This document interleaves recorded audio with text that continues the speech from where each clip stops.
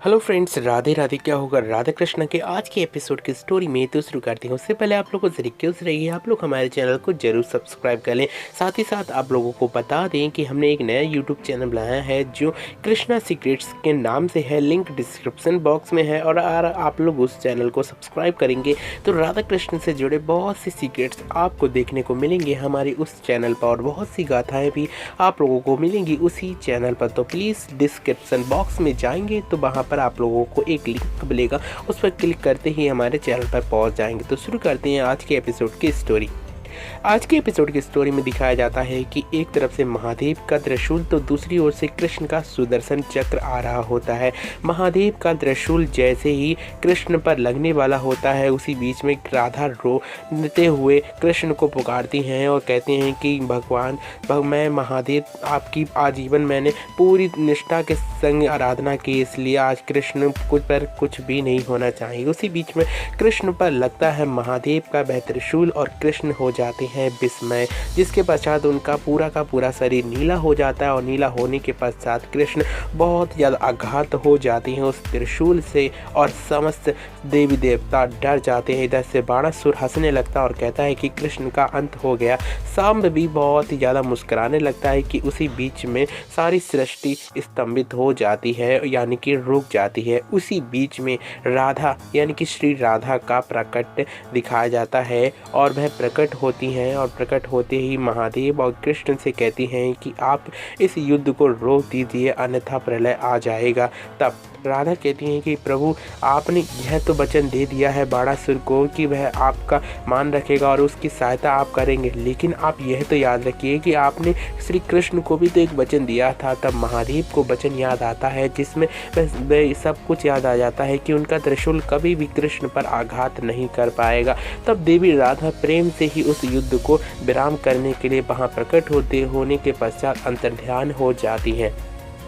तब महादेव कहते हैं कि विषधर होकर भी मैं अपना विष स्वयं लेने को सज्ज हूँ। तब वह तुरंत हाथ उठाकर और सारे विष को खींच लेते हैं अपने शरीर में, जिसके पश्चात कृष्ण फिर से द्वारिकाधीश की रेस में आ जाते हैं। उसी बीच में महादेव हाथ जोड़कर विनम्र निवेदन करते हैं और कहते हैं कि यह युद्ध तब तक नहीं टिक सकता है जब तक कि यह युद्ध की समाप्ति ना हो जाए। उसी बीच में कृष्ण कहते हैं कि मेरा सुदर्शन आप पर इतनी प्रेम की वर्षा करेगा कि आप इस युद्ध को करेंगे ही नहीं। उसी बीच में सुदर्शन चक्र महादेव के ऊपर आकर वह बहुत से प्रेम की वर्षा करने लगता है और सब वहाँ पर बाणासुर बहुत ही ज़्यादा खिसिया जाता है और वह इधर से महादेव चले जाते हैं योग निद्रा में। और योग निद्रा में जाने के पश्चात महागौरी कहती हैं कि अब मैं महादेव को तब तक नहीं जगाऊंगी जब तक यह युद्ध टल नहीं जाए। इसके पश्चात कृष्ण आकाश मार्ग से नीचे उतर आ जाते हैं और बाणासुर से कहते हैं कि बाणासुर अब छोड़ दे मेरे सगे संबंधियों के लिए। लेकिन बाणासुर कहता है कि मेरे भक्त महादेव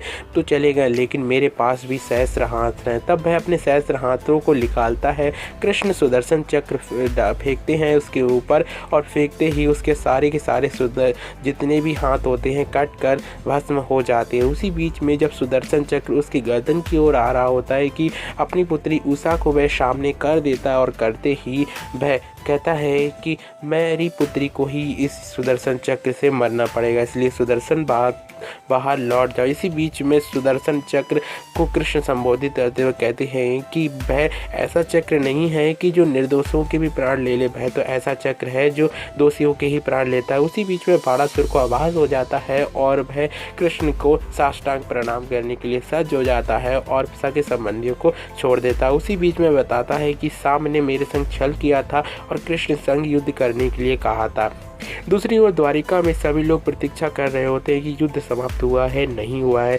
तभी उसी बीच में लक्ष्मणा फिर से अपना षड्यंत्र रचती है और षड्यंत्र रचने के पश्चात जैसे द्वारिकाधीश कृष्ण आ जाते हैं द्वारिका में, लेकिन साम नहीं आता है। साम बेड़ियों से बंधा हुआ आता है। तब जामंती कहती हैं कि मेरी पुत्री को ऐसा क्यों बांधा गया है। तब बलराम कहते हैं कि इसने हम सभी को मरवाने का षड्यंत्र रचा था, इसके लिए ही एक द्वारिका में वार्तालाप संधि होगी, जिसके पश्चात साम निर्दोष अगर साबित होता है तो पूरी द्वारिका के समक्ष इसको दंड दिया जाएगा। यह बात को सुनते हुए लक्ष्मणा कहती है कि मेरे आर्य जो शाम है ऐसा नहीं कर सकते हैं, वह तो बालकों से इतना इतना स्नेह करते हैं। तब उसी बीच में जो होता है अनिरुद्ध कह देता है कि अब द्वारिका में इनका कोई नहीं है, मैं इनको अपना नहीं मानता हूँ, इन्होंने बहुत बड़ा षड्यंत्र रचा है। उसी बीच में आज का एपिसोड खत्म हो जाता है। कल के एपिसोड की स्टोरी में दिखाया जाता है कि शाम कहता है कि मैं निर्दोष हूँ और निर्दोष होने के कारण द्वारिकाधीश को स्वयं मेरे चरणों में आकर नाक रगड़ कर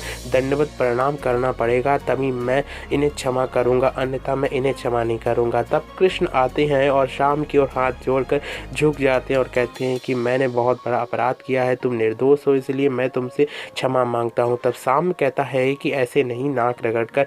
तो आने वाले एपिसोड में अब क्या होगा, बने रहिए हमारे यूट्यूब चैनल पर। प्लीज़ इस चैनल को ज़रूर सब्सक्राइब करें और ज़्यादा से ज़्यादा इस वीडियो को शेयर करना ना भूलें। और आप लोगों को अधिक जानकारी दे दें कि स्टार प्लस पर आने वाला है एक सीरियल जिसका नाम दुर्गा।